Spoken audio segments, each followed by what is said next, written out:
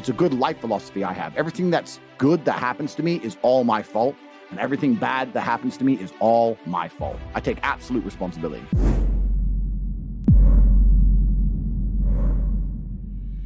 My favorite one is the difference between the king and the queen, because the king moves one square at a time, and the queen can just zip across the board, right? So you're here in Miami, you're partying in Miami. They got all these parties right now. It's Art Basel, blah, blah, blah. You see all these chicks on a boat. For the man to get on that boat, it's one square at a time, right? He has to get a good job. He has to get his taxes right. He has to find a way to leverage credit. He has to meet the guy who sells the boats. He has to go through all this shit stage by stage by stage to finally pull off being on that yacht and having that yacht at the age of 56. A chick, what does she need? Lip fillers? Boom. Zip. On. She gets straight on. That's the difference between the king and the queen. I don't believe in changing the rules of the game. I believe in winning. In chess, when you look at the board, you don't sit there and go, I'm losing. I wish a pawn could move that way. That's stupid, because that's not the game. Right. What I do believe in saying is, okay, I'm fucked, but what's the best possible move? Yes. And what you'll actually notice is a grandmaster, you play a grandmaster at chess, he is sticking to the same rules as you. He's within the same constraints, but he will destroy you because he has a better understanding of the rules. I'm not out to change any rules. My society's not out to change any rules. The society can stay exactly as it is, can be as corrupt as it is. Don't give a fuck. I have no political affiliation. I don't care who's president, don't care. All I care about is analyzing the chessboard and making the most intelligent move for myself. Though the king is slower than the queen, he's the most important piece, right? The king can't die. The queen can die. Sometimes you can be looking at a position and go, this is fucked up. The only way out of this is to sacrifice that bitch. Sometimes you can do it. I'll tell you a very quick story. This is a story I've never told before. When I was 23, I was dating a ballerina. She was the prima ballerina of the Cambridge Ballet School. And I had no money. I was a fighter, but I was coming up. I didn't really have any money. And she lived far away, like an hour and a half away, but she used to come see me, and we were good for like a year and a half. I loved this girl. She finished ballet school. She started dancing in clubs in London. She couldn't get any ballet work. Surprise, surprise. Who fucking knows ballet work, right? So she ends up doing like dancing and not stripping, but like dancing in the club, you know. So now she's around all the London money every day. She's out dancing all the time. She's up late every night. She doesn't want to drive an hour and a half to come see me. None of this shit. So we're kind of falling apart a little bit. She ended up talking to someone famous, David Hay. I don't know who he is, he's a boxer. So David Hay starts texting this bitch, right? Back and forth to that. So anyway, when I finally saw her again, she was like, we had an argument. She's like, well, you know what? You think you're a fighter, this guy, that guy, this guy, that guy. I'm like, look, if you're gonna go fuck idiots, at least do it for money. And she's like, what do you mean? I was like, well, if you're gonna go fuck idiots, at least get paid, because they don't give a fuck about you. Like, if you're gonna play this game, at least do it for money. Right. So I had this argument with her back and forth, and I explained to her that these men are just gonna use you. If you're gonna do it, at least get paid. And when she left the house, Tristan said, why are you telling her to fuck other dudes? I'm like, no, I'm just understanding that in my chess position, I've lost this game. Right. The game is done now. Just sooner or later, she's out. All we do is argue. She's in the club every night. I'm just trying to say, before she leaves, maybe I can get a little bit of money. Yeah. Yep. That's the queen sacrifice, right? Right. We broke up 3 months later. I don't know if she fucked him or not, or who she fucked. I don't know. I never spoke to her since. But that's kind of the analogy you have to be able to apply to life. Sometimes chicks got to go. Yeah. Sometimes they have to go to save the king. And too many dudes, most of the time, men truly lose at life. It's because they've attached themselves to a queen and they won't let her up. They won't sacrifice her. Chess teaches you everything you need to know about life. You know, chess is all about you're the king and you've got all the pieces around you. You've got your queen, your most important piece. That's the woman you choose in your life. If you choose a shit woman in your life, you're going to have a shit life. It doesn't matter how good a man you are. If your woman's giving you bullshit constantly, you're going to have a shit life. So you'd have a good queen. The queen needs to be in a good place, and she needs to obey the king. You got your brothers, you got your boys, you got your knights and bishops and rooks. You know, those are the people who you really care about and the strongest pieces on your board. If they're all shit, once again, you're gonna have a shit life.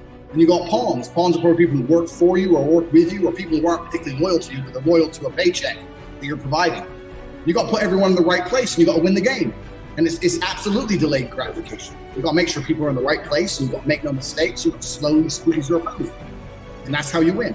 And that's how I became kickboxing world champion. Like I said, I've never gone off track in my life. I've never fucked up. I knew I needed my shit in the right place. I never fell in love with a woman who I knew was toxic. I never kept a friend around me who I knew was toxic. I've never been that guy. I've always sat there and thought, no, fuck you. No, you're good. You're on the team. Fuck you. And I've always made the right choice. And that's probably because I've been playing chess since I could talk. And I've always looked at the world from that view. Life is chess, my friend. Chess is a basis for life. Life is chess. You have to look at life and look at chess and how they perfectly and utterly correlate. And you have to understand your place on the board. A lot of people, the problem they have in the world they live, the world we live in today, people don't know their place on the board. Not everybody can be a king, and not everybody should be a king. The people who are around me, they know I'm the king. They're the rooks and the knights. Doesn't mean their life ain't good. No way. They're still winning the game. If I tell my homie, like, yo, bro, you're the pawn, you know what he's gonna say? Fuck you. Like, yo, so I'm the guy who is gonna take the charges and go down for you to have the glory. Yeah. No, I don't really. I understand exactly what you're saying. I didn't mean it particularly like that, but I'm just saying that. I hear what you're saying. I guess for me, you're Mr. Palatable because what you're saying does make sense. Yeah. But how do you get someone to understand that chess philosophy and that chess analogy and the fact that they might be playing the role as the pawn, but not thinking in the traditional sense of, oh, I'm the sacrifice? Because what you just said is a pawn could be anything if they make it to the end. Yeah, correct. And I think the best way to do that is to explain that you started as we all start as pawns as men. This is the thing about life as a man, and most women don't understand this. Men are born with absolutely zero intrinsic value. Male life is not respected. Think about it. Men have been dying since the dawn of time. We go to war, there'd be millions of us dying. Nobody cared, right? If 3 or 4 women died, it's a tragedy.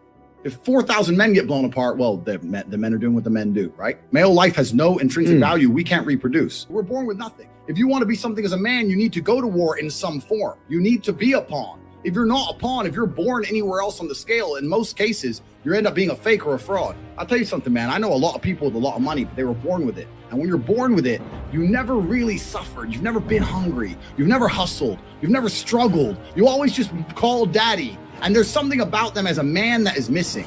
Trauma is absolutely necessary in the development of a man.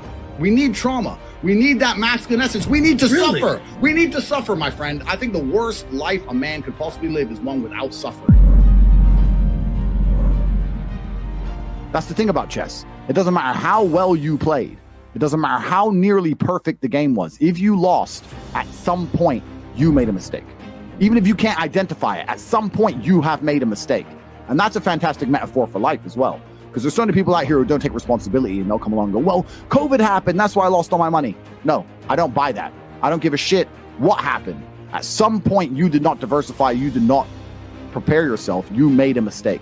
It's a good life philosophy I have. Everything that's good that happens to me is all my fault, and everything bad that happens to me is all my fault. I take absolute responsibility.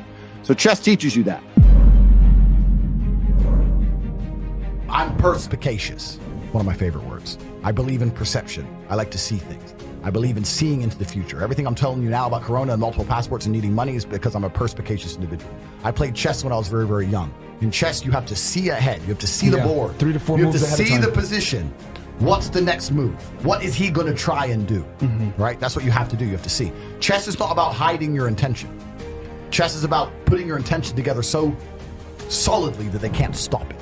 Right? So that when you play chess and you're losing, you know what he's doing to you. You just can't stop him doing it to you. Yep. And that's the world we now live in. If you have half a brain, you know what they're doing to you. You know they're destroying your income. You know they're inflating the currency.